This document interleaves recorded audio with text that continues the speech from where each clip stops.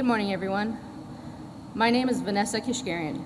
My family is ethnically Armenian, and my great-grandparents left Armenia in 1915 for Cuba and Argentina, respectively. My grandparents eventually immigrated to the United States, where my parents grew up and eventually met.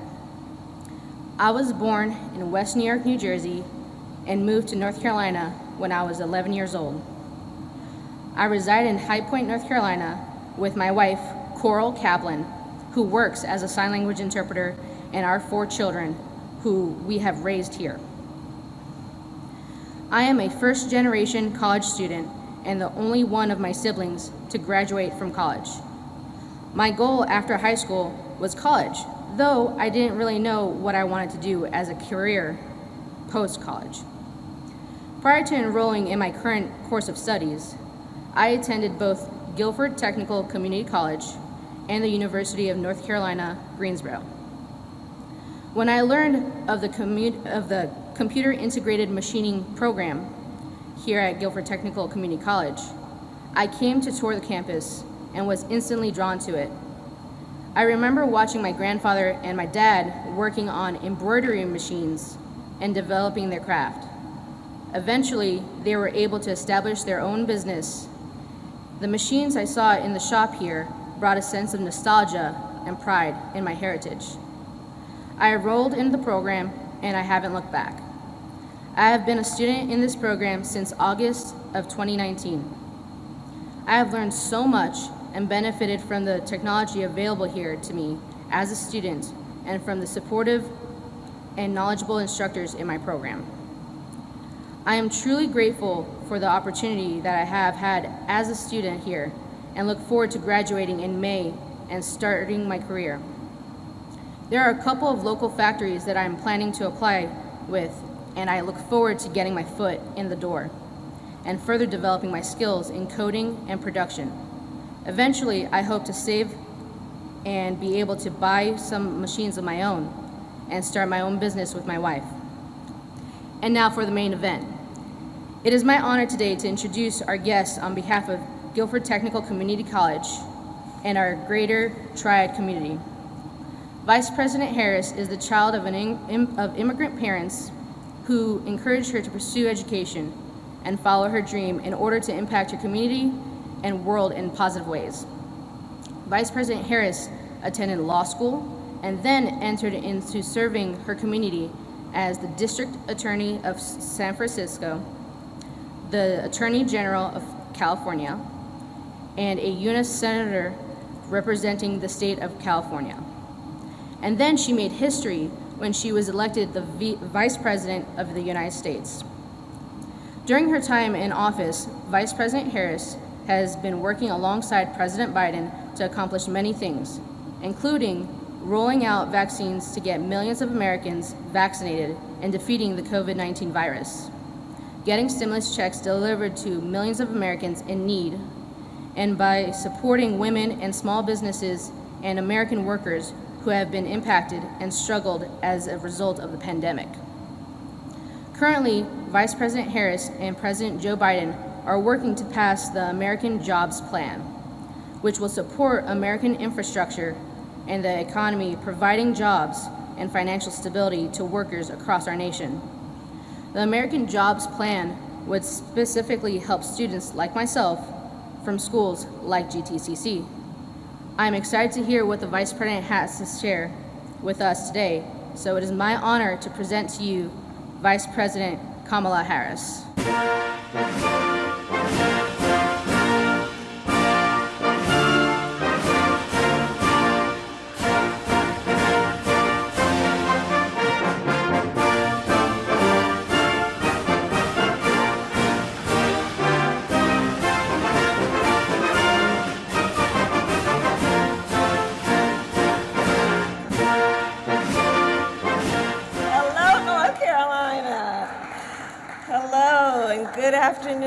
Good afternoon. Please have a seat.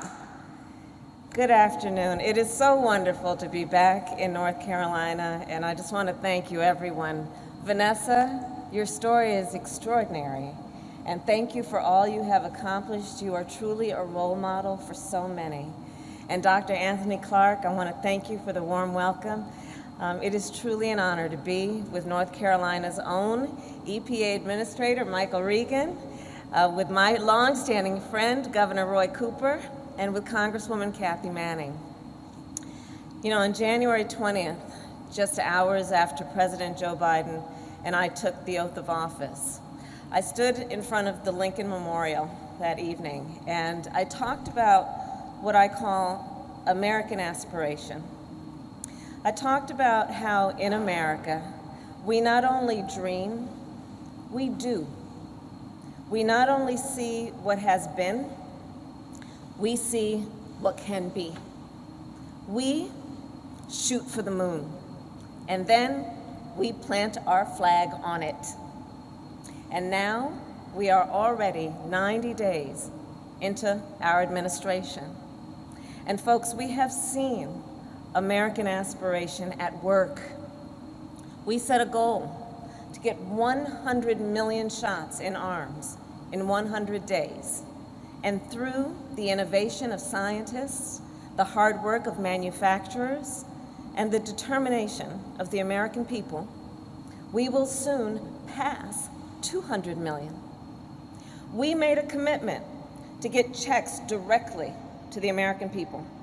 And to date, 159 million have been sent out, and more jobs have been created in the first 2 months of our administration than in the first 2 months of any other White House in history.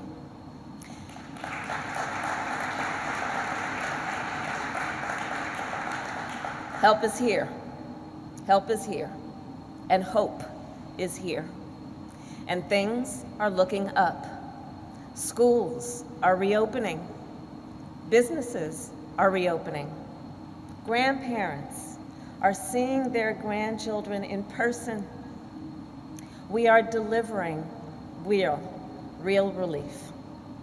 And the American people are now able to breathe easier and sleep better. And we are not done.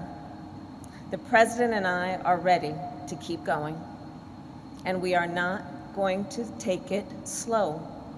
And we are not going to take it one step at a time. Nope. We are going to take a giant leap into the future.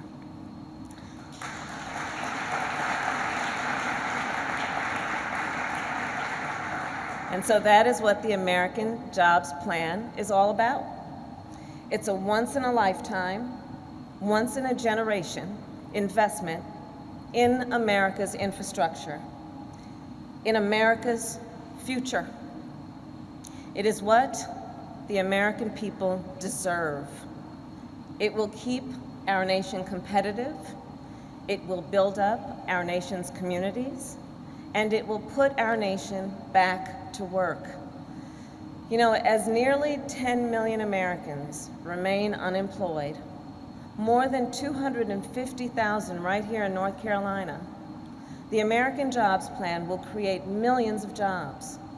It will be the largest jobs investment our country has made since World War II. And it's not only about jobs, it's about good jobs. Good jobs for every worker. Good jobs for every worker everywhere. You know, over the years, folks here in Greensboro have shown me around their hometown with great pride about where they're from. And too often, though, and we've seen this around the country, too often, though, opportunity knocks from far away, and their children grow up and have to move away. But that should be a choice, not a necessity. And that's why we want to bring opportunity closer to home. Through our American Jobs Plan, a pipe fitter in Chicago could get a good job replacing lead pipes in their own city. An electrician in Helena could get a good job laying broadband lines a few towns over. A forklift operator right here in Greensboro could get a good job fixing the road they drive on every day. Now, the phrase good job is one you've probably heard a lot about, but I want to break down what I mean when I talk about a good job. In the 21st century, in America, I believe you should not have to work more than one job to be able to pay your bills and feed your family.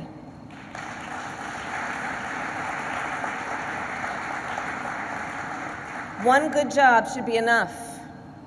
At a good job, you shouldn't have to worry about your safety. You shouldn't have to worry about whether you have the ability to get a good life, because you might have to go in debt for a diploma that promises a decent paycheck. It's pretty simple. A good job allows people the freedom to build the life you want, to reach as high as you want, to aspire. That's what a good job does. And good jobs are what the President and I will create with the American Jobs Plan. We will draw on the skills that millions of workers in our country already have. Just look at what's happening here.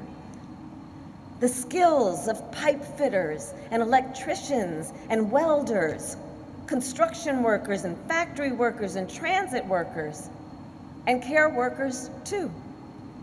And if you don't have those skills, or if you want to learn other skills, we intend to help you get them. The truth is, a lot of jobs out there require some education after high school. Let's speak that truth. The truth is that almost every job that will be a good job will require some amount of education after high school. But here's how I think about that. We can't just talk about higher education without thinking about what kind of training Americans need to get hired. Instead of simply framing it as higher education, let's create a variety of opportunities for education after high school. And for some, that's a training program or an apprenticeship to get the certificate they need to get the job they want. For some, that's a technical college, just like this one. And for others, it's a four-year college degree. There isn't only one path to success. A majority of the jobs we will create through the American Jobs Plan will require at most 6 months of training after high school. And we're going to invest in workforce development in a big way. We're also going to create as many as 2 million new registered apprenticeship slots. And we're going to make sure that these opportunities are equally available to women as well as men.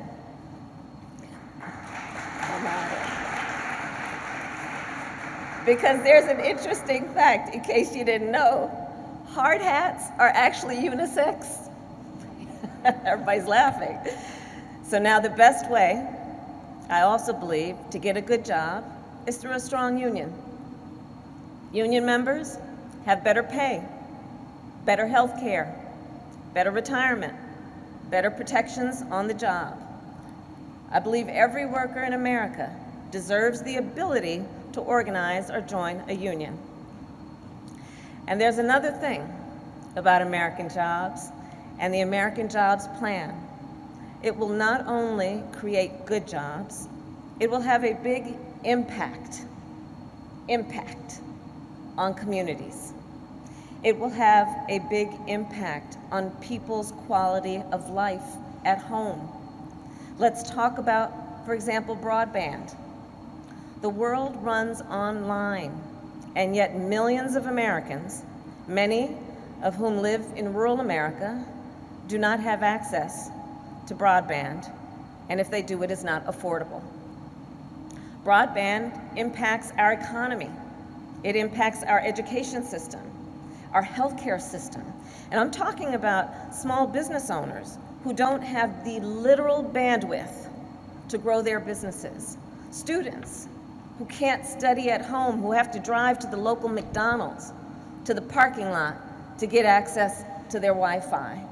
Seniors who haven't seen their doctor because in the middle of a pandemic, telemedicine is not an option for them. The President and I are determined to make sure that every person in our country can access broadband and afford it. Let's talk about water. There are more than 1 million miles of pipes that deliver drinking water to homes across America. For as many as 10 million American families, many families of color, those pipes are made of lead. So here's what drinking water from a lead pipe can do to the human body. For adults, it can increase your blood pressure and decrease kidney function. For children, it stunts growth and can cause damage to the brain. In fact, the Centers for Disease Control, they're quite clear when they say lead exposure harms our children. That is why we are going to replace every lead service line in our country and invest in our country's water infrastructure.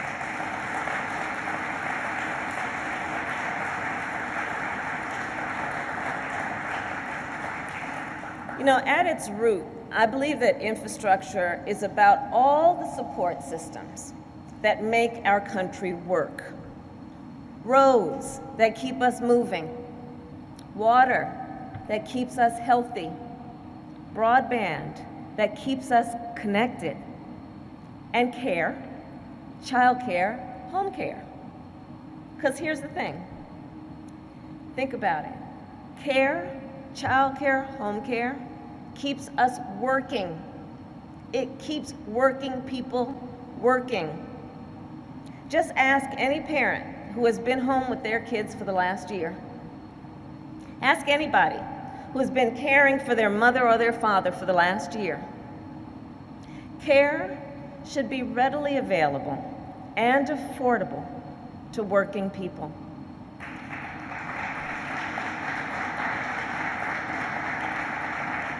And caregivers should be paid fairly and treated with dignity and respect. And small business owners who run child care and home care businesses must be fully supported.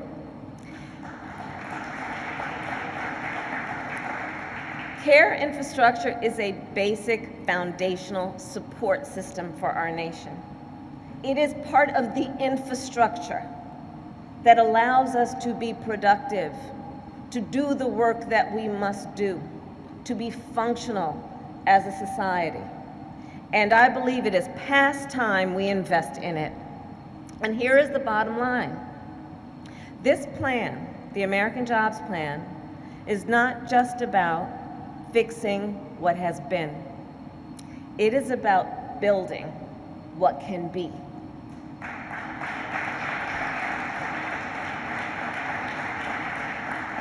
And I do believe this then is the very definition of American aspiration. And this is the very definition of America. The capacity of our nation has never been in question. The ingenuity of our nation has been the envy of the world. That was true when we built the Transcontinental Railroad. That was true when we brought electricity to every household in America. That was true when we raced to the moon. And that will be true when the United States Congress passes the American Jobs Plan.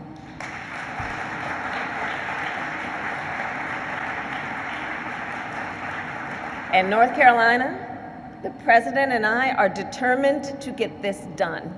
And like you, like Americans everywhere, we are not afraid of the hard work it will take.